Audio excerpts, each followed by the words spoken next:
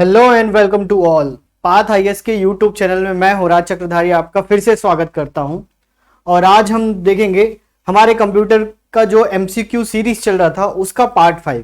इसमें हम all together जितने भी एमसीक्यूज हैं, चाहे जो भी टॉपिक हो, हमारे व्यापम के सिलेबस में जितना आता है उसमें से मैंने कुछ इंपॉर्टेंट एमसीक्यूज की सीरीज चलाई थी।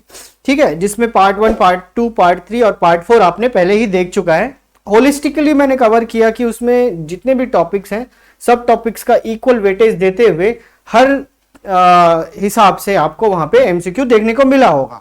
ठीक है, आज हम इस पार्ट को कंक्लूड करते हैं और देखते हैं कि और कितने इंपॉर्टेंट एमसीक्यूज जो बच चुके हैं वो इस वाले में कवर हो जाएंगे। अगर जरूरत रही, अगर मेरे को लगा कि और भी कोई एमसीक्यूज आपको देने चाहिए, जो आजकल नया पैटर्न हो गया है, कुछ कुछ अलग से क्वेश्चंस आ सकते हैं, वैसे क्वेश्चन भी मैंने ऐड किए।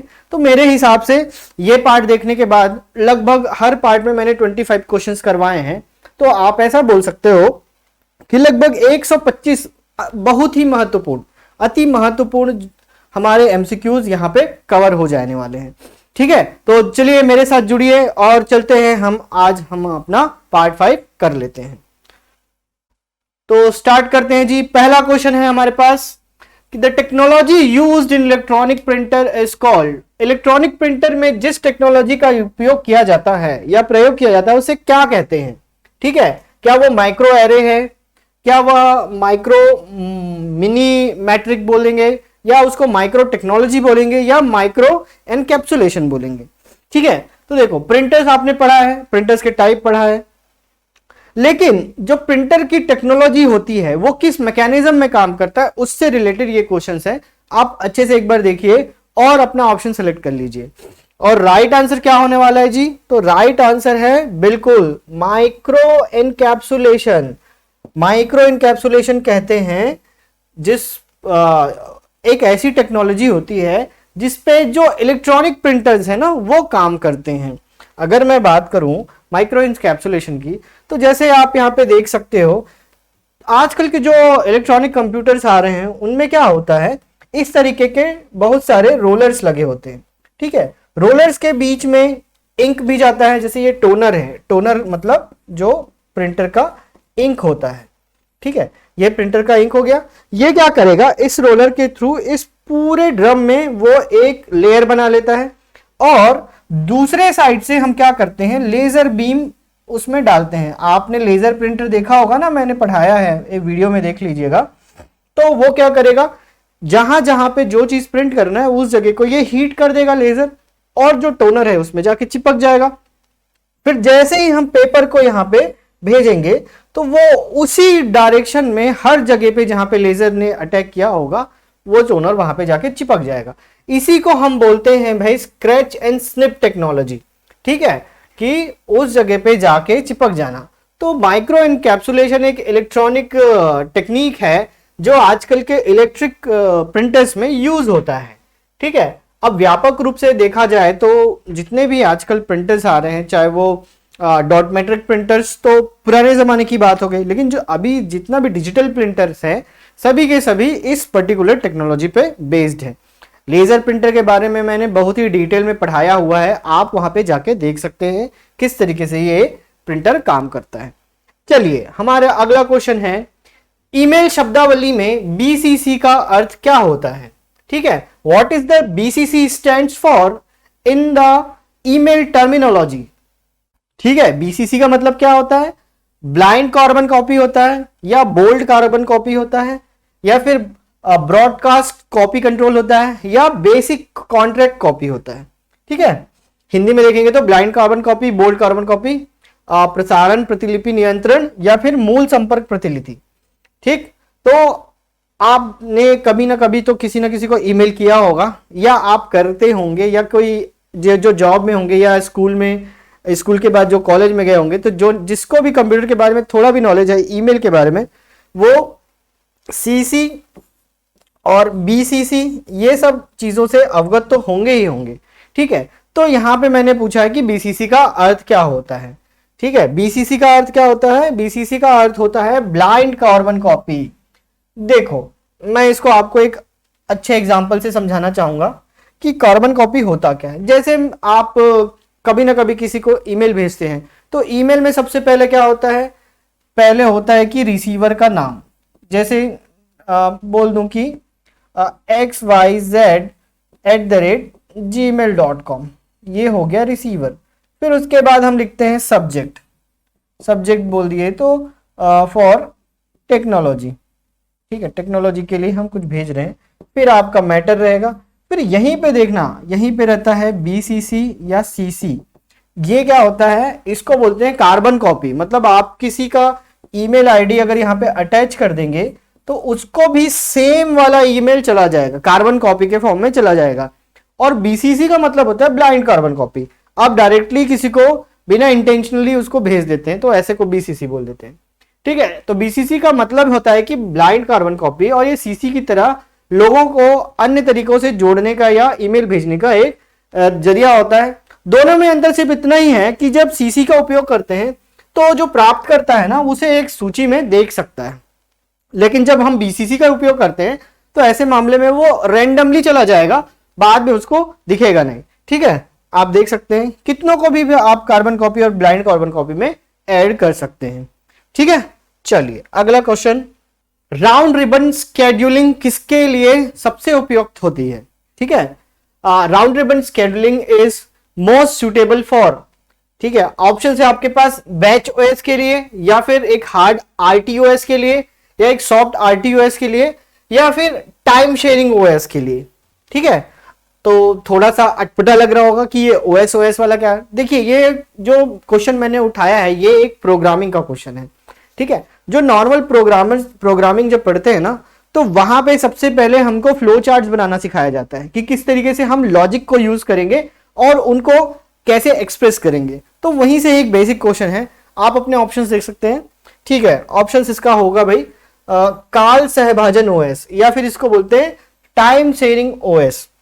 थोड़ा सा इसके बारे में डिटेल में बताऊंगा। देखो जो राउंड रिबन जो टेक्निक है या शेड्यूलिंग है, एक तरीके से ऐसा एल्गोरिदम है जिसको हम यूज करते हैं जब हम अपने को मतलब टाइम को शेयर करना रहेगा, ठीक है। मतलब ये जो राउंड रिबन शेड्यूलिंग होता है ये हम टाइम शेयरिंग के लिए यूज करते हैं। किसके लिए? टाइम शेयरिंग के लिए, टाइम शेयरिंग के लिए यूज होता है। अब देखो इसमें क्या होगा, एक तरीके से कुछ प्रक्रियाओं में हम स्विच ऑन और ऑफ करना चाहते हैं। जैसे मैं मानूं कि मैं एक लॉजिक बना रहा हूं, एक फ्लो चार्ट बनाया कि यहां पे मैंने कुछ कंडीशन दे दिया कि सपोज एक क्यू आया, उसमें कुछ यस और नो का एक क्लॉज दे दिया, तो भाई ये डिवाइड कैसे करेगा और एक टाइम पे उसको एंड भी तो करना पड़ेगा। तो ये सब चीजों के लिए हम क्या यूज करेंगे, राउंड रिबन शेड्यूलिंग टेक्निक का यूज करेंगे, जिसमें एक प्रॉपर या निश्चित अवस्था में क्या करना पड़ेगा, हमको जाके वहां पे उसको बंद या चालू करने का निर्देश देना पड़ेगा, ठीक है। तो जो टाइम शेयरिंग होता है, काल का सहभाजन होता है, किस तरीके से हम एक पर्टिकुलर इवेंट के लिए दूसरा दे सकते हैं, दूसरे पर्टिकुलर इवेंट के लिए दूसरा दे सकते हैं। तो दोनों के लिए जो जब हम उसको इक्वली वेटेज के थ्रू जब जाएंगे तब उसको हम क्या बोलेंगे, काल सहभाजन टेक्निक बोल देंगे, ठीक है। तो याद रखिएगा भाई, राउंड रिबन शेड्यूलिंग डायरेक्ट पूछा जा सकता है। इस तरीके से अटपटे क्वेश्चन व्यापम पूछ रहा है, पिछले 2 एग्जाम्स में आपने देखे होंगे। जैसे आपने लेबर इंस्पेक्टर के एग्जाम में और एपेक्स बैंक का एक एग्जाम हुआ था, उसमें भी देखा होगा कि किस तरीके से कंप्यूटर्स के क्वेश्चन आजकल एक लेवल ऊपर जाके पूछे जा रहे हैं, ठीक है। तो ये चीजें इंपॉर्टेंट हो जाती हैं भाई, नॉर्मल पढ़ने से नहीं होने वाला है, एक स्टेप अहेड रहना है हमको। चलिए अगला क्वेश्चन है, निम्न में से कौन सा सिस्टम सॉफ्टवेयर रिकॉर्ड को 2 फाइल से एक में विलीन करने का काम करता है, ठीक है। Which of the following system software does the job of merging the records from 2 files into 1, ठीक है। तो ऐसे सॉफ्टवेयर को क्या बोलते हैं भाई, सिक्योरिटी सॉफ्टवेयर, या फिर यूटिलिटी सॉफ्टवेयर, या फिर नेटवर्किंग सॉफ्टवेयर, या फिर डॉक्यूमेंटेशन सॉफ्टवेयर, ठीक है। तो देखिए अपने ऑप्शंस लगाइए जल्दी से। मतलब सीधा बात है कि ऐसा सॉफ्टवेयर बताइए जो 2 फाइलों को एक में मर्ज करने का काम करता है, ठीक है। बहुत सारे लोगों ने गैस कर लिया होगा, ऐसे सॉफ्टवेयर को हम क्या बोलेंगे, बिल्कुल सही, यूटिलिटी प्रोग्राम्स बोलेंगे, ठीक है। यूटिलिटी प्रोग्राम्स या यूटिलिटी सॉफ्टवेयर बोलेंगे।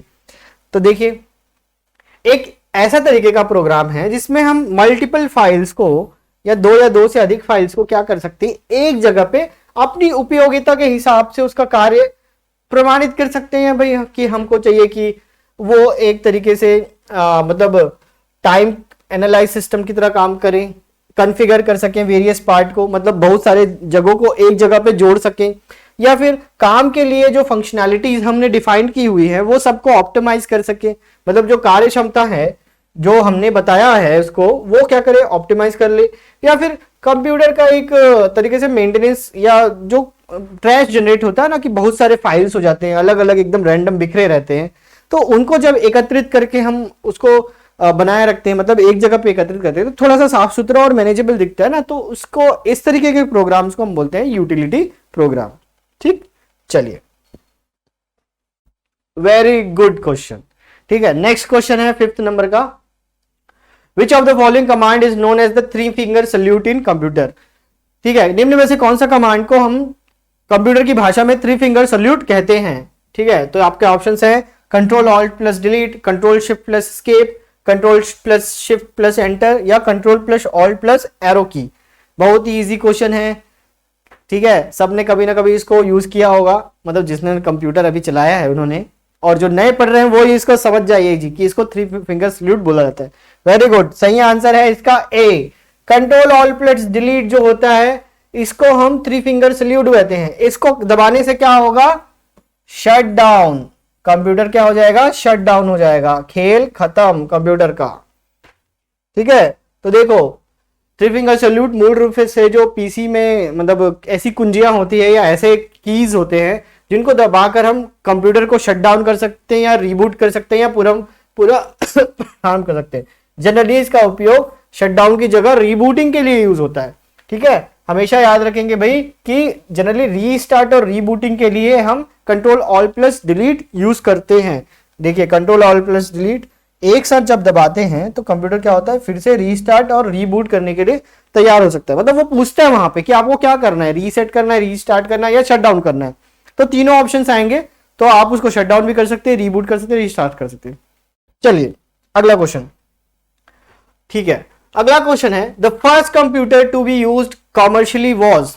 ऐसा कौन सा कंप्यूटर था जिसको पहले व्यावसायिक यूज के रूप के मतलब व्यावसायिक रूप से प्रयोग करने वाला पहला कंप्यूटर था। ठीक है, आपके ऑप्शंस यहां पे हैं मैनियक, एनियक, यूनिवैक या एसडेक। ठीक, मैनियक, एनियक, यूनिवैक या एसडेक, जल्दी से आंसर कीजिए। ये थोड़ा हिस्ट्री से रिलेटेड क्वेश्चन है, क्योंकि कई बार क्या होता है कि कुछ हिस्टोरिकल पॉइंट ऑफ व्यू से भी क्वेश्चंस आने लग गए हैं कंप्यूटर के मतलब जो निर्माण काल था ना उस समय कैसे इसका डेवलपमेंट हुआ है, ऐसे क्वेश्चंस भी पूछे जाते हैं। ठीक है, तो मैं ही बता देता हूं, इसका आंसर है यूनिवैक। ठीक है, यूनिवैक एक ऐसा कंप्यूटर था जो पहली बार मतलब कमर्शियल यूज के लिए मार्केट में उतारा गया था, व्यावसायिक मतलब एक तरीके से इसको व्यावसायिक कंप्यूटर की तरह बनाया गया था। ठीक है, कौन से कंट्री ने इसको डेवलप किया है भाई, तो यूएस ने डेवलप किया, यूनाइटेड नेशन ने इस तरीके का कंप्यूटर डेवलप किया जिसका नाम रखा गया था यूनिवैक। अब देखो ये मुख्य रूप से क्या है, एक तरीके से किसके द्वारा डिजाइन किया गया है भाई, तो प्रेस्पर एक्लर्ट और जॉन मैकॉले के द्वारा ने इन्वेंट किया था एनीवैक का, और एनीवैक से ही वो यूनिवैक डेवलप हुआ था। ठीक है, तो पहले क्या आया था, एनीवैक आया था। ये क्या था, एक मतलब एक प्रकार से प्रयोगात्मक संस्करण था। किसका संस्करण था, ये कंप्यूटर का। ठीक है, अब उसका जब बाजारिक रूप में या व्यावसायिक रूप में जब उसको चेंज किया गया तो उसका नाम बदल के क्या कर दिया गया, यूनिवैक। ठीक है, कंफ्यूज नहीं होएगा। तो देखिए इस तरीके का बहुत बड़ा एक सिस्टम था जिसको यूनिवैक बोला जाता था, और इसमें गणनाएं की जाती थी, डेटा को स्टोर किया जाता था और चीजों को प्रचारित किया जाता था। ठीक है, तो आप देख सकते हैं किस तरीके से ये इनिशियल कंप्यूटर्स दिखते थे। चलिए अगला क्वेश्चन है हमारे पास, which device is use for network layer from the following list of devices. ठीक है, निम्नलिखित में से नेटवर्क लेयर के लिए कौन सा यंत्र प्रयुक्त होता है। ठीक है, नेटवर्क लेयर क्या होता है वो मैं आपको अभी बताऊंगा। तो पहले देख लेते हैं डिवाइसेस के नाम। रिपीटर, राउटर, एप्लीकेशन गेटवे या स्विच। ठीक है, पुनरावर्तक या फिर राउटर या एप्लीकेशन गेटवे या स्विच। ठीक है, तो पहले समझ लेते हैं कि भाई नेटवर्क लेयर क्या होता है। जैसे आपको अपने घर में एक इंटरनेट कनेक्शन लगवाना है, ठीक है, तो इंटरनेट कनेक्शन वाला क्या करेगा, एक पोल होगा, वहां पे उसका एक हब होगा। अब हब से आपके पास घर में वो एक तार लेके आ जाएगा। अब क्या तार लेके आने से ही आपके घर में इंटरनेट चल जाएगा क्या? नहीं, वहां पे भी एक कुछ ऐसा डिवाइस लगाना पड़ेगा। फिर वो क्या करेगा, अलग अलग फिर जगहों पे वो कनेक्ट कर सकते हैं। ठीक है, तो वही पूछ रहा हूं मैं कि नेटवर्क लेयर बनाने के लिए कौन से डिवाइस का जनरली प्रयोग कर रहे हैं। ठीक है, रिपीटर, राउटर, एप्लीकेशन गेटवे या स्विच। और आपका राइट आंसर है क्या? जी हाँ, router. Router is the right answer. मतलब आपको पता होना चाहिए कि घर में जब आएगा तो आप क्या करोगे, इसको एक हब में सेटअप करोगे और वहीं पे जाके एक राउटर लगा दोगे। और राउटर क्या करेगा, सिग्नलिंग भेजेगा। और सिग्नलिंग भेजने के साथ साथ ये देखो, राउटर क्या करेगा, अलग अलग जगहों पे आपको सिग्नल्स भेजते रहेगा और पूरे घर में आप इंटरनेट का सुविधा वायरलेस तरीके से उठा सकते हो। ठीक है, router is a device that connects to और मोर पैकेट स्विच्ड नेटवर्क और अ सब नेटवर्क। तो एक ऐसा उपकरण है जो दो या दो से अधिक पैकेट स्विच नेटवर्क या सब नेटवर्क को जोड़ने का काम करता है। ठीक है ना, समझ आ गया? राउटर जानते ही होगे, ऑफिस में होता है, घरों में होता है, शिक्षण संस्थानों में आपने देखा होगा। ठीक है, तो वही राउटर है ये सिर्फ क्या करेगा, नेटवर्क को जोड़ने का काम करता है। अगला क्वेश्चन देखते हैं, निम्नलिखित में से कौन सा उपकरण डेटा के फॉर्मेट और कंटेंट को समझता है और मैसेज को एक फॉर्मेट से दूसरे फॉर्मेट में अनुवादित कर देता है, उसको हम क्या कहते हैं? ठीक है, which of the following device understand the format and contents of the data and translate message from one format to another format. आपके ऑप्शंस हैं हब, राउटर, स्विच और गेटवे। ठीक है, तो इसका आंसर क्या हो जाएगा? तो इसका आंसर हो जाएगा भाई आपका गेटवे। ठीक है, मैं आपको समझाता हूं ये किस तरीके से इसका आंसर होना चाहिए।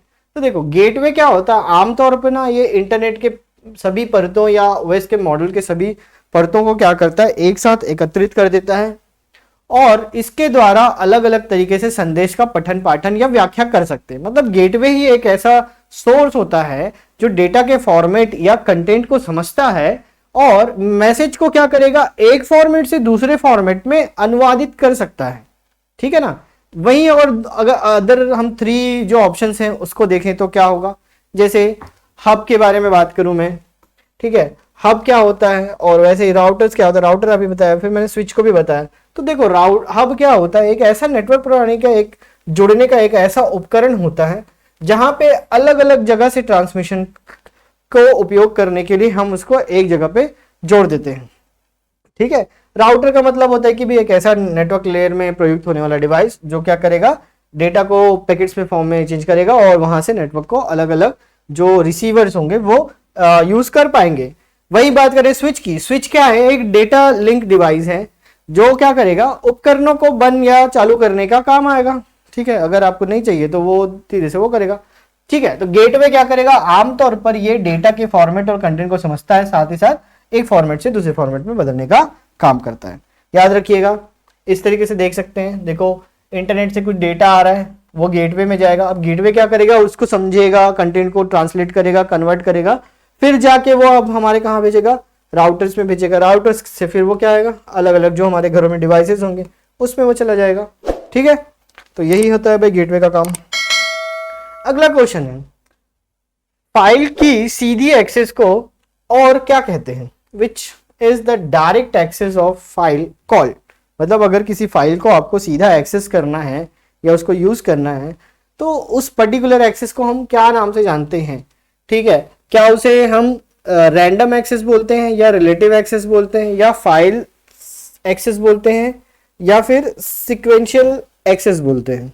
ठीक है, ध्यान से देखिए, random access, relative access, file access या sequential access, and the option is A. इसको हम लोग रैंडम एक्सेस बोलते हैं। सीधा साधा बात भाई, सीधे जाके हम किसी चीज को उठा लेते हैं तो उसको हम रैंडमली बोलते हैं ना, कि कोई गए और कोई ऑर्डर नहीं देखे सीधे सीधे गए और उठा के लेके आ गए, तो रैंडमली उठाना। तो वही चीजें होती हैं। अब देखो, जब हम बात करते हैं यहाँ पे प्रोग्रामिंग लैंग्वेज की, तो प्रोग्रामिंग लैंग्वेज में ना बहुत सारे ऐसे सिक्वेंशियल एक्सेस होते हैं जिसको हम प्रोग्रामिंग की भाषा में एरेज बोलते हैं। ठीक है, एरे बोलते हैं। अब ये एरे कैसे काम करता है, ये अलग अलग सीक्वेंस में प्रोग्राम को एग्जीक्यूट करता है। ठीक है, तो एक तरीके से अगर सिक्वेंशियल फॉर्म में चल रहा है, जैसे मैं ये फोटो में बता दूं आपको, पहला चीज ए होगा, फिर 2 होगा, फिर 3 होगा, फिर 4 होगा, तो ये एक सीक्वेंस में चीजों को चलाएगा, तो इसको हम बोलते हैं सीक्वेंशियल ऑर्डर। अगर इसी को मैं रैंडम एक्सेस बोल दूं तो क्या बोलेंगे कि पहले 2 में गया, फिर 4 में गया, 5 में गया, 6 में गया, किधर से भी कोई भी डेटा उठा ले रहा है, that is called the random access. ठीक है, तो डायरेक्ट फाइल एक्सेस को हम किसके नाम से जानते हैं, हम जानते हैं उसको रैंडम एक्सेस के नाम से। इसमें क्या होगा, फाइल के भीतर जो डेटा होगा या उसके स्थान पे पहुंचने के लिए जो हम मतलब अनुमति देता है जो पहुंचने के लिए, तो वो इधर उधर का कुछ भी वो दे सकते हैं, कहीं से भी कोई भी रिकॉर्ड को पढ़ने लिखने की आवश्यकता के बिना ही वो डायरेक्ट जाके उसको वहां से उठा सकता है। ठीक है, बात समझ में आ रही है, तो इसको बोलते हैं हम लोग रैंडम एक्सेस। चलिए आगे बढ़ते हैं।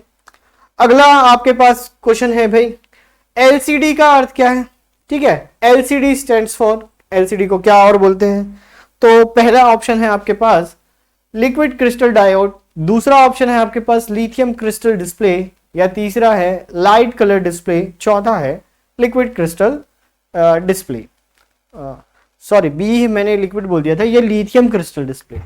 चलिए ये 4 ऑप्शंस हैं, जल्दी से बताइए, बहुत ही इजी है, सबको पता होना चाहिए। ठीक है, वेरी गुड, जिन्होंने आंसर किया, लिक्विड क्रिस्टल डिस्प्ले बोला जाता है एलसीडी को। आप यहाँ पे देख सकते हैं भाई, देखो हमारे फोन में, हमारे जो टीवी होते हैं आजकल तो और भी अच्छी अच्छी टेक्नोलॉजी आ गई है, ओएलईडी आ गई है, एलईडी आ गई है, लेकिन उसके पहले क्या होता था, लिक्विड क्रिस्टल डिस्प्ले का यूज किया जाता था। लेकिन आजकल जो नई टेक्नोलॉजी आ गई है उसमें ओएलईडी होता है, जिसको हम क्या बोलते हैं, ऑर्गेनिक लाइट इमिटिंग डायोड्स होते हैं, जो बहुत ही ज्यादा अच्छा रिजोल्यूशन प्रोवाइड करते हैं। तो थोड़ा बात करते हैं लिक्विड क्रिस्टल डिस्प्ले के बारे में। तो वो कुछ इस तरीके का सेटअप होता है भाई, कि उसके अंदर 3-4 लेयर्स होती हैं, जिसमें पॉलीराइजेशन होता है, थोड़ा सा पॉलीराइजर होता है, फिर थोड़ा ब्लैक मैट्रिक्स कलर्स के लिए यूज होता है, फिर कॉमन इलेक्ट्रोड्स होते हैं, फिर एक अलाइनमेंट लेयर भी लगा देते हैं। तो जब इन 4-5 चीज़ों को हम एक साथ जब जोड़ते हैं तो जो डिस्प्ले बनता है, और जब उसमें लाइट्स जाती हैं तो जो डिस्प्ले के फॉर्म में इमिट होता है उसको हम क्या बोलते हैं भाई, लिक्विड क्रिस्टल डिस्प्ले।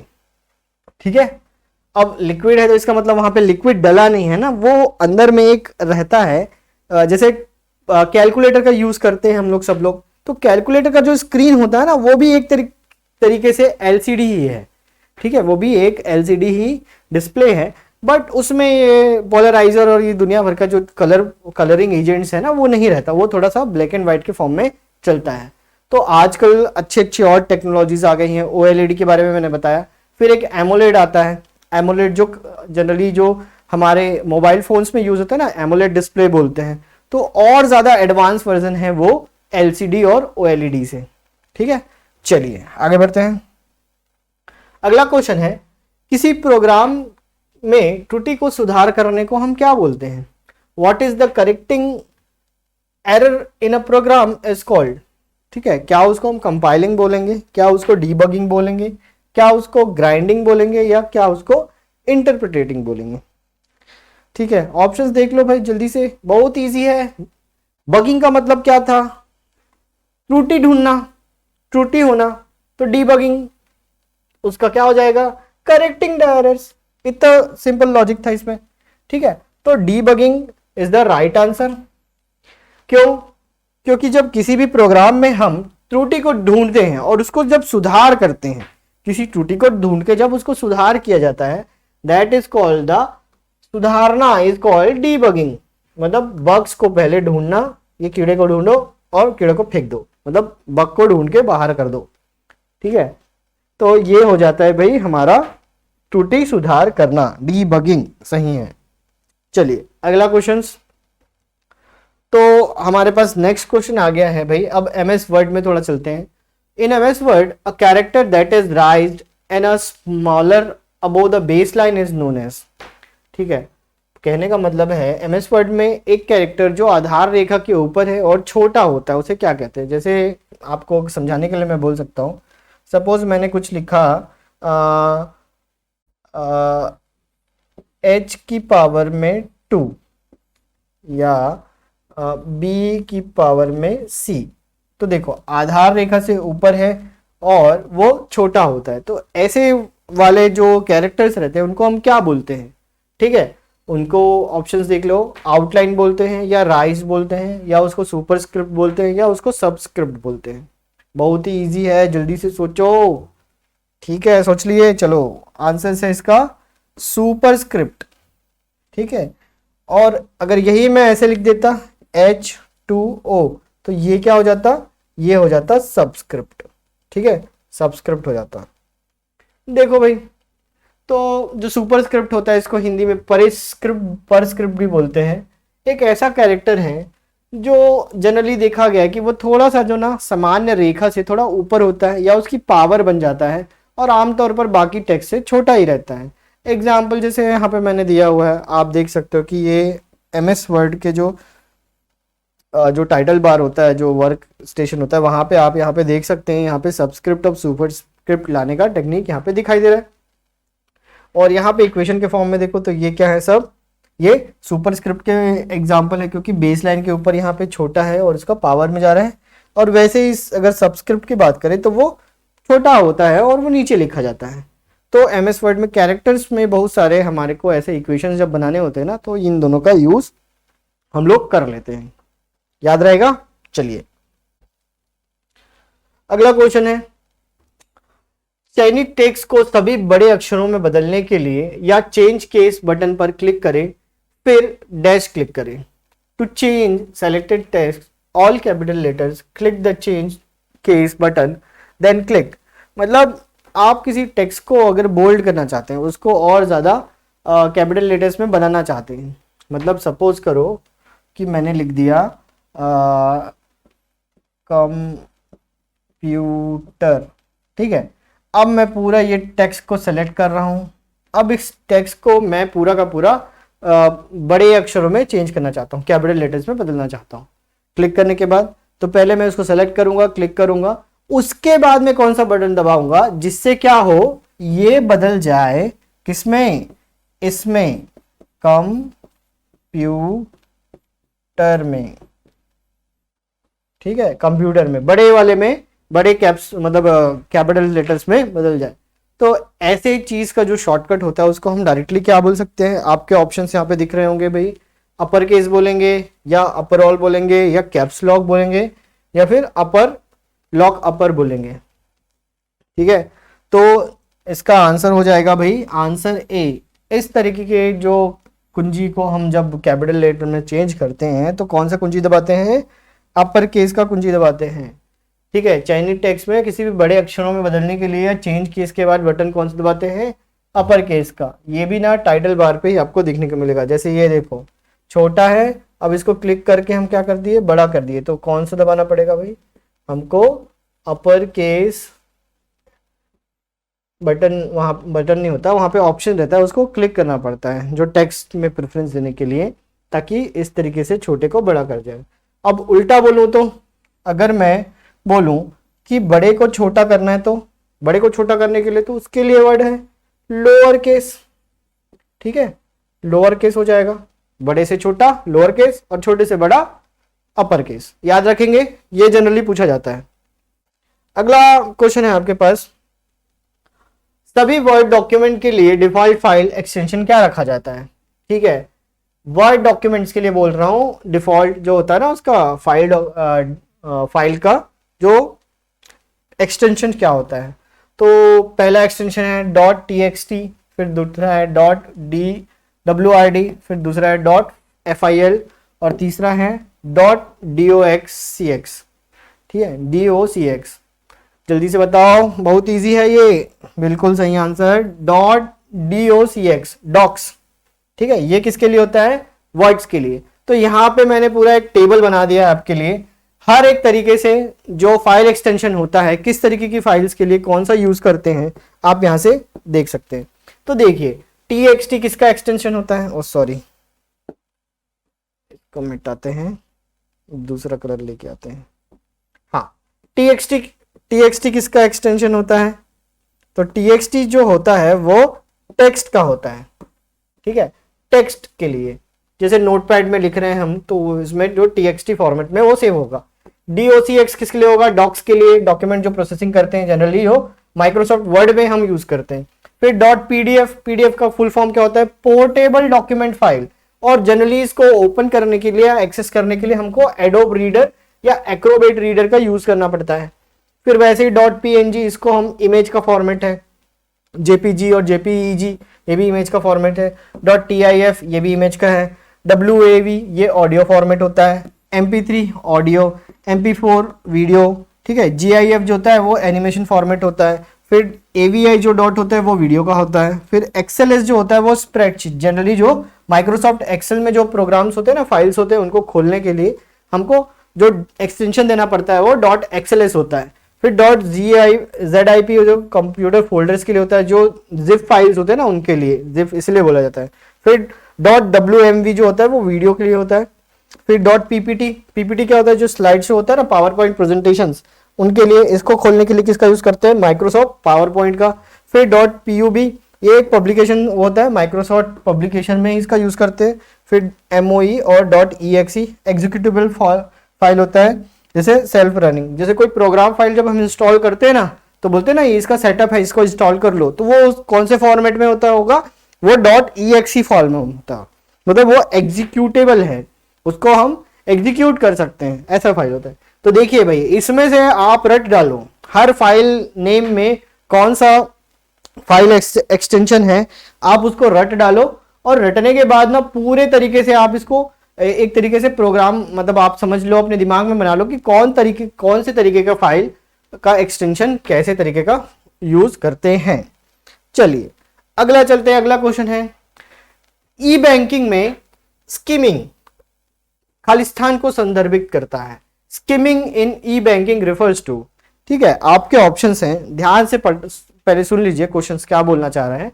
ई बैंकिंग का मतलब है कि जैसे आप कभी ATM में गए, वहां पे आप पैसे निकाल रहे हो या कुछ और कुछ कर रहे हो या इंटरनेट में कुछ कर रहे हो, तो ऐसे में स्कीमिंग का मतलब क्या हो जाता है? आपके ऑप्शंस हैं, identifying fraudster कॉपिंग vital information from credit card.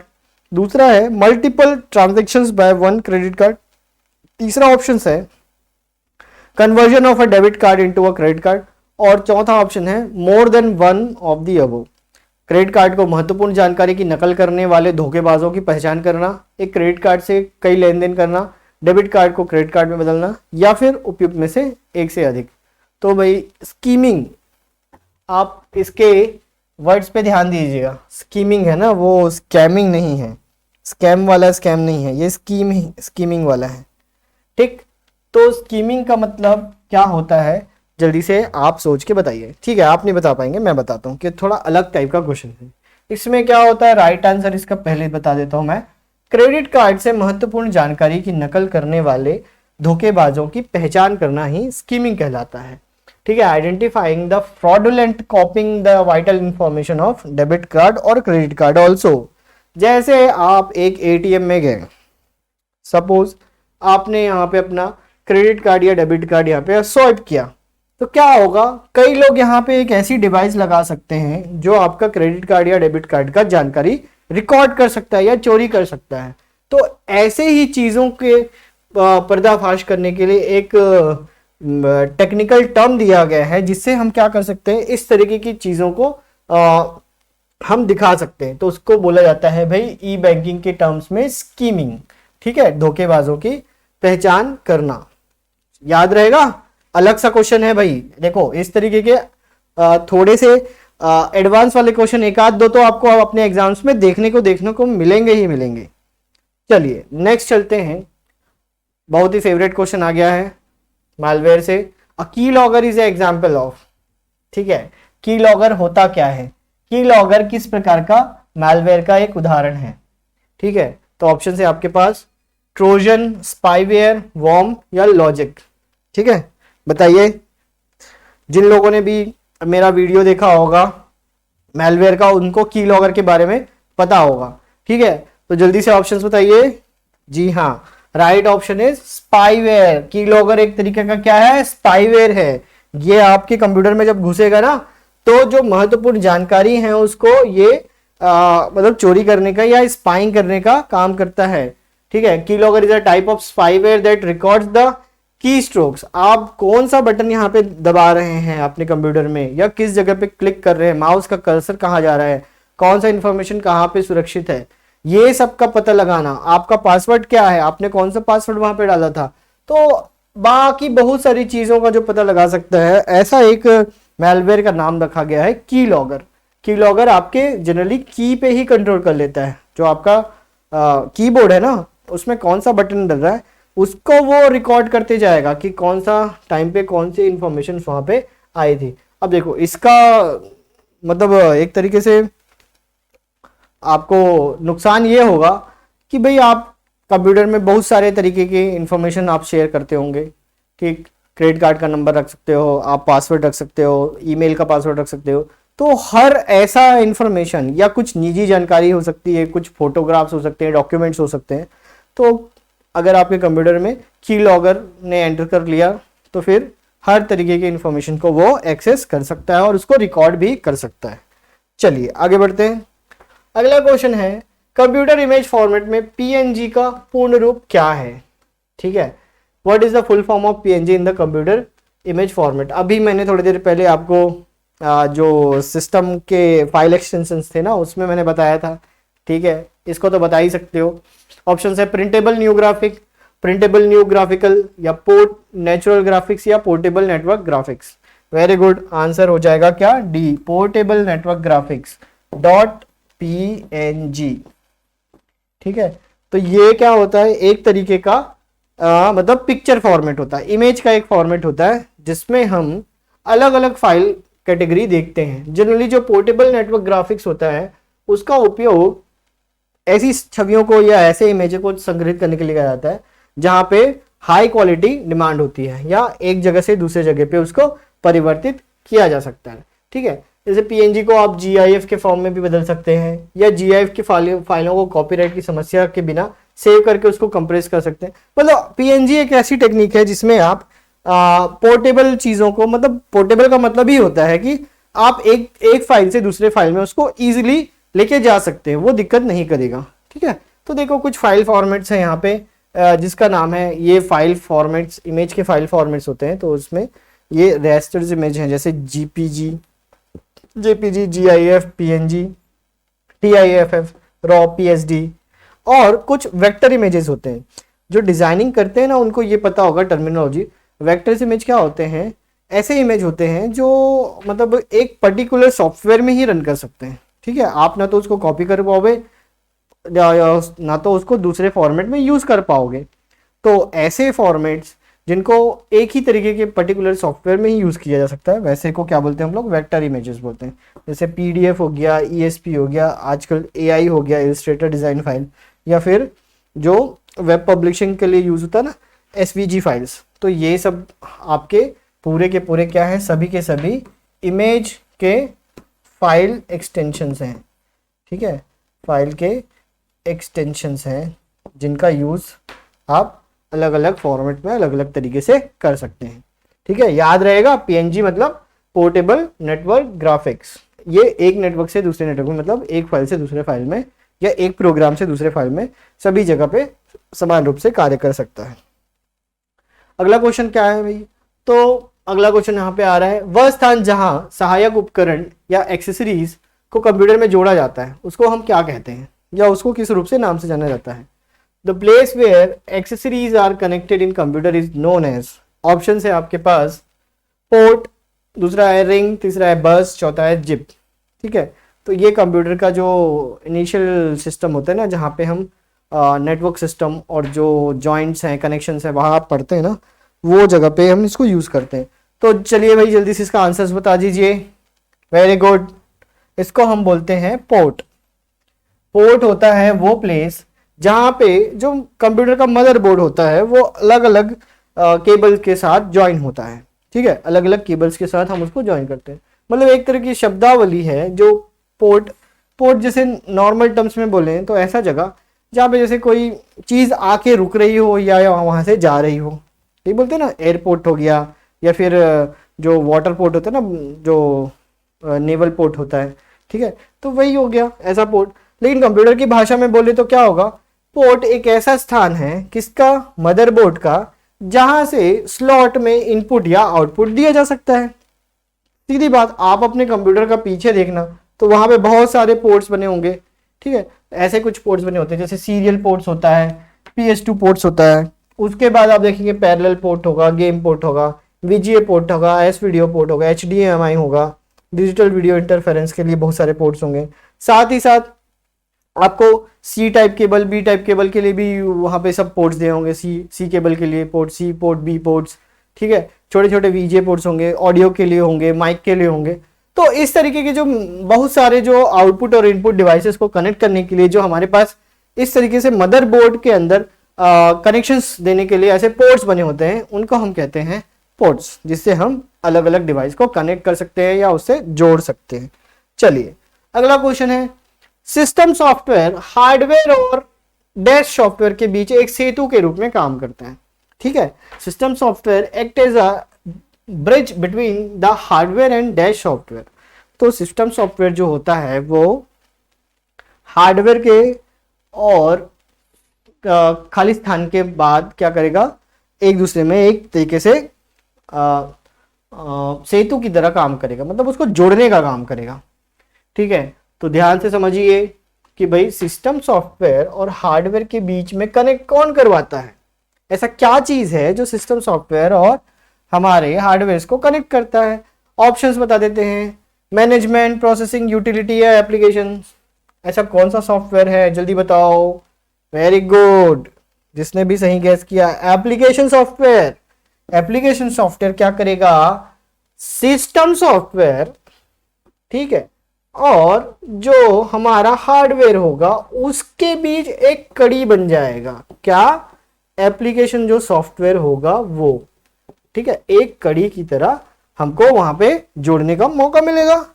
जैसे आप देख सकते हो बहुत सारे एप्लीकेशन सॉफ्टवेयर होते हैं हमारे पास, इतने सारे, तो वो क्या करेंगे, वो कंप्यूटर के सिस्टम से भी कनेक्टेड है और अल्टीमेटली वो हार्डवेयर में भी आपको एक तरीके से दिखाई देने को मिलता है। जैसे मैंने कोई की प्रेस किया, ठीक है, मैं सिंपल सा एक ऑप्शन लेता हूं MS वर्ड का, ठीक है। MS वर्ड में सबसे पहले ऐसा एक हमारे पास पेज खुल जाता है। अब मैंने क्या किया, कीबोर्ड से एक की प्रेस किया, सपोज मैंने C नाम का एक की को प्रेस कर दिया, तो यहां पे क्या करेगा, वो यहां पे डिस्प्ले हो जाएगा। अब देखो, जैसे ही मैंने कीबोर्ड से की प्रेस किया तो कीबोर्ड क्या है, एक हार्डवेयर है, ठीक है। अब वो किसको सिग्नल गया होगा, कंप्यूटर के CPU को गया होगा, मतलब वो सिस्टम सॉफ्टवेयर प्रोसेस कर रहा होगा उस चीजों को, फिर अल्टीमेटली उसने किस में डिस्प्ले कर दिया, मॉनिटर में, वो भी क्या है, एक हार्डवेयर है। तो देखिए भाई, हार्डवेयर और सिस्टम सॉफ्टवेयर के बीच की कड़ी कौन बना, तो ये वर्ड क्या है, एक एप्लीकेशन सॉफ्टवेयर है। बात समझ में आ गया, कैसे, कीबोर्ड से की प्रेस किया, हार्डवेयर, फिर वो सिस्टम सॉफ्टवेयर उसको प्रोसेस करके फिर से आपको मॉनिटर में प्रदर्शित कर दिया, और किसकी सहायता से किया, एक एप्लीकेशन सॉफ्टवेयर के साथ। बात समझ में आ गई ना, एकदम सिंपल सा लॉजिक था, ठीक है। इसी तरीके से जितने भी आपके देखने को मिलते हैं ना सिस्टम सॉफ्टवेयर और हार्डवेयर के बीच में जो रिलेशंस बताते हैं, वो सभी को हम क्या बोलते हैं, एप्लीकेशन सॉफ्टवेयर बोलते हैं। अगला क्वेश्चन, सामान्य शब्द परिधीय उपकरण का प्रयोग खाली स्थान के लिए किया जाता है। The general term of peripheral equipments is use for, ठीक है। अब मेरे को ये बताइए कि भाई ये जो पेरिफेरल इक्विपमेंट्स होते हैं या परिधीय उपकरण होते हैं वो होते ही क्या है, ठीक है। तो ऑप्शन से आपके पास कोई भी उपकरण जो कंप्यूटर प्रणाली से जुड़ा होता है। दूसरा ऑप्शन, बड़े पैमाने में कंप्यूटर सिस्टम में यूज होता है। तीसरा ऑप्शन है डेस्कटॉप कंप्यूटर का एक कार्यक्रम का संग्रह है। या चौथा ऑप्शन है अन्य कार्यालय उपकरण जो इससे जुड़े नहीं होते हैं। Any device that is attached to a computer system, large scale computer system, या program collection of a desktop computer, या other office equipment not associated with this computer, ठीक है। तो सिंपल सी चीज है भाई, जो पेरिफेरल इक्विपमेंट्स होते हैं वो क्या होते हैं, जी हाँ, any device that is attach to the computer system, कोई भी ऐसा उपकरण जो कंप्यूटर प्रणाली से जुड़ा होता है उसको हम क्या बोलते हैं, पेरिफेरल सिस्टम्स बोलते हैं या उपकरण बोलते हैं। जैसे मैं बोलूँ ना पेरिफेरल नेटवर्क क्या होता है, तो आप बोलोगे कि सर एक कंप्यूटर है, एक हार्डवेयर है, ठीक है, उससे एक डिस्प्ले लगा दिए, एक माइक लगा दिए, एक गेमिंग के लिए कुछ लगा दिए, राउटर लगा दिए, या बहुत सारे कंप्यूटर को एक साथ जोड़ दिए, तो ये क्या बोल रहे हैं, पेरिफेरल इक्विपमेंट्स बोल रहे हैं या पेरिफेरल नेटवर्क बोल रहे हैं। सिमिलरली कंप्यूटर में भी बहुत सारे उपकरणों को जब हम जोड़ते हैं, जैसे प्रिंटर, कीबोर्ड, माउस, जॉयस्टिक और हेडफोन्स, तो ये जो उपकरण जो दिख रहे हैं ये एक तरीके से पेरिफेरल नेटवर्क में जुड़ेंगे, तो इनको हम बोल देंगे पेरिफेरल इक्विपमेंट्स। ठीक है, ज्यादा दिमाग लगाने का नहीं है, कंप्यूटर सिस्टम के साथ जो काम करता है डिवाइसेस, उन सभी को हम क्या बोलते हैं, पेरिफेरल सिस्टम के अकॉर्डिंग या कंप्यूटर्स बोल देते हैं। ठीक है, चलिए अगला चलते हैं। नेक्स्ट क्वेश्चन है, यदि आप अपने डेस्कटॉप पर किसी आइकॉन को स्थानांतरित करना चाहते हैं तो इसे हम क्या कहते हैं। If you want to move an icon on your computer desktop it is called, ठीक है, ऑप्शन है double clicking, highlighting, dragging, pointing. Double clicking, highlighting, dragging, pointing क्या बोलते हैं, बहुत इजी है भाई। कोई आइकॉन है, अब उसको पकड़ के तुम दूसरी जगह पे लेके जा रहे हो, तो इसको क्या कर रहे हो, खींच रहे हो ना, तो खींचने को क्या बोलते हैं हम लोग, ड्रैगिंग बोलते हैं। तो right answer is dragging, drag करना, ड्रैग करके एक जगह से दूसरी जगह पे स्थानांतरित करना। सिंपल सी चीज है भाई। कई बार हम माउस को क्या करते हैं, डबल क्लिक करते हैं तो वो ओपन होता है, अब उसको एक क्लिक करके अगर उसको होल्ड करके रखें और उस फाइल को एक जगह से दूसरी जगह पे स्थानांतरित कर सकें, देखो जैसे यहां से मैंने क्लिक किया, एक बार प्रेस करके होल्ड किया और दूसरी जगह पे रिलीज किया, इसको हम बोलते हैं ड्रैगिंग या ड्रैग करना। समझ गए। चलिए अगला देख लेते हैं। अगला क्वेश्चन है, कंप्यूटर की मेमोरी में सेव किए गए किसी दस्तावेज को ढूंढने और उसे देखने के लिए स्क्रीन पर क्या लाना, मतलब उसको लाना क्या कहलाता है। ठीक है, finding a document save in a computer's memory and hide and bringing it to the screen for viewing is called as, तो उसको हम क्या बोलते हैं। ऑप्शन है आपके पास रिटर्न, रिट्रीव, रिवर्स या रिटर्न। अरे दो बार हो गया रिटर्न। चलिए इसका ऑप्शंस में बता देता हूं। इसको बोलते हैं हम लोग रिट्रीव, रिट्रीव या पुनर्प्राप्त करना बोलते हैं हिंदी में। ठीक है, सिंपल सी बात है भाई कि आप जैसे कहीं पे सेव किए हो, सेव करने के बाद उस जगह को उसको खोज रहे हो, फाइंड करके फिर मेमोरी से फिर उसको फिर से देखने के लिए ला रहे हो या पुनर्प्राप्त कर रहे हो, तो पुनर्प्राप्ति ही जो होती है उसी को हम रिट्रीव बोलते हैं। ठीक है, मेमोरी में सेव है दस्तावेज और उसे ढूंढना और उसे देखना, स्क्रीन पे फिर से लाना इज कॉल्ड पुनर्प्राप्ति, या फिर इंग्लिश में बोले तो उसको हम बोलते हैं रिट्रीव, फिर से उसको ला रहे हैं, रिट्रीव करना। चलिए अगला क्वेश्चन। अगला क्वेश्चन है, यदि आपका कंप्यूटर स्वयं रीबूट होता रहता है तो संभावना है कि if your computer keeps rebooting itself then it is likely to that, क्या होगा अगर आपका कंप्यूटर खुद से बार बार रिबूट हो रहा है तो क्या होगा, भूत घुस गया है उसमें, ठीक है, या कुछ और हो गया है। ऑप्शंस देख लेते हैं। It has a virus, it does not have enough memory, there is a no printer and there has been a power search. इसमें एक वायरस है, इसमें पर्याप्त मेमोरी ही नहीं है, या कोई प्रिंटर नहीं जुड़ा हुआ है, या लास्ट ऑप्शन आपका हो सकता है बिजली में वृद्धि हुई हो। ठीक है, और पांचवा ऑप्शन ले लो, भूत घुस गया है। ठीक, जल्दी बताओ। ठीक है, वेरी गुड, सही आंसर इज, इसमें एक वायरस है। ठीक है, जब ज्यादा कुछ वायरस का अटैक होता है तो कंप्यूटर क्या होता है, रीबूट नहीं हो सकता, बार बार उसको चालू करने में परेशानी होती है अपने आप को, तो रीबूटिंग के लिए प्रॉब्लम होती है। तो इसको ही हम बोल देते हैं, देखो भाई डॉक्टर को बुलाएंगे, तेरे में वायरस घुस गया है, कंप्यूटर को बोलेंगे कि निकल यहाँ से, वायरस को निकालेंगे। तो अगर इस तरीके का कंडीशन आ रहा है कि आपका कंप्यूटर बीमार हो गया है, आपको लग रहा है, तो ये क्या हो गया भाई, संभावित है कि ये किसके कारण हो रहा है, ये एक वायरस या मेलवेयर के संक्रमण के कारण हो रहा है। ऐसा कुछ नहीं करना है, ये एक दिखाने के लिए लगाया हूं कि भाई कंप्यूटर बीमार हो चुका है, मतलब कंप्यूटर में वायरस आ गया होगा। ठीक, बाकी ऑप्शंस को आप नलीफाई कर सकते हैं। चलिए अगला क्वेश्चन है, एनालॉग का अर्थ क्या होता है, what is the meaning of analog. Advance logarithmic language या एल्गोरिथमिक लैंग्वेज या एल्गोरिथमिक आउटपुट लैंग्वेज या एल्गोरिथमिक ऑपरेशन लैंग्वेज। ठीक है, चार चीज मैंने बता दिया, अग्रिम लघु गणिकीय भाषा, एल्गोरिथम भाषा एल्गोरिथमिक आउटपुट भाषा या एल्गोरिदम ऑपरेशन भाषा। ठीक है, वेरी इजी, आप सीधा सीधा इसको पकड़ लो, एल्गोल। ठीक है, एल्गोल ए से एल्गोरिदम और इससे क्या हो जाएगा लैंग्वेज, तो इसका सीधा सीधा ऑप्शंस क्या बन रहा है भाई, एल्गोरिदमिक लैंग्वेज। ठीक है, एल्गोरिदमिक जो भाषा होती है ना उसको हम एल्गोल बोलते हैं। एल्गोल एक संक्षिप्त शब्द है जो एल्गोरिथमिक भाषा के लिए यूज होता है और कंप्यूटर में इस भाषा का अपना एक महत्वपूर्ण स्थान है, क्योंकि इसी से और बहुत सारी चीजों को हम यूज कर सकते हैं। जैसे आप सबको पता होगा कि हमारा जो कंप्यूटर है वो एक मशीन लैंग्वेज में काम करता है। ठीक है, मतलब वो दो तरीके की चीजों में काम करता है, वो फिजिकल चीजों को कन्वर्ट करता है मशीन लैंग्वेज में, फिर उसको कन्वर्ट करता है एक डिजिटल डेटा में। ठीक है ना, जैसे मैं बोलूं कि मैं यहाँ पे चिल्ला चिल्ला के गा रहा हूँ, मस्त वाला एक गाना सुना रहा हूँ, तो वो किसके द्वारा वो कैप्चर कर लेगा उसको, माइक के द्वारा। अब इस डेटा को हम क्या बोलेंगे, एनालॉग डेटा। अब एनालॉग डेटा को अपने अंदर प्रोसेस करेगा। ठीक है, तो कैसे करेगा, यहाँ पे कुछ एल्गोरिथमिक लैंग्वेज होंगी ना कि भाई इस प्रकार की वेव्स आ रही हैं, इस प्रकार का साउंड आ रहा है या इस प्रकार का कोई मोशन हो रहा है, तो उसको वो समझने के लिए कुछ उसको लैंग्वेज समझना पड़ेगा कि भाई ऐसे करने पे ऐसा करूंगा, ऐसे करने पे वैसा करूंगा। फिर उसको क्या करेगा, वो डिजिटल डेटा में कन्वर्ट करेगा, मतलब 10101010 वाला फॉर्मेट में कन्वर्ट कर देगा। फिर फाइनली वहां पे ये दिखा देगा कि भाई गाना या सुना देगा, या उसको और अच्छे से कुछ होगा तो वो डिस्प्ले भी कर सकता है। तो ये सब चीजों की भाषा के लिए, जानकारी के लिए हम क्या होना चाहिए, एल्गोरिथमिक लैंग्वेज आना चाहिए।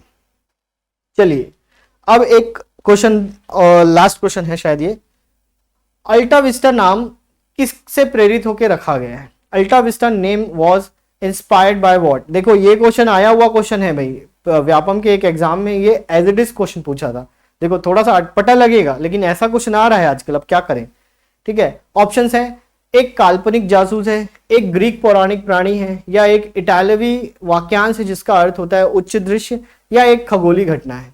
ठीक है, a fictional detective, a Greek mythological creator, an Italian phrases meaning high view, N astronomical event. तो जल्दी से आपसे ऑप्शंस बता दीजिए।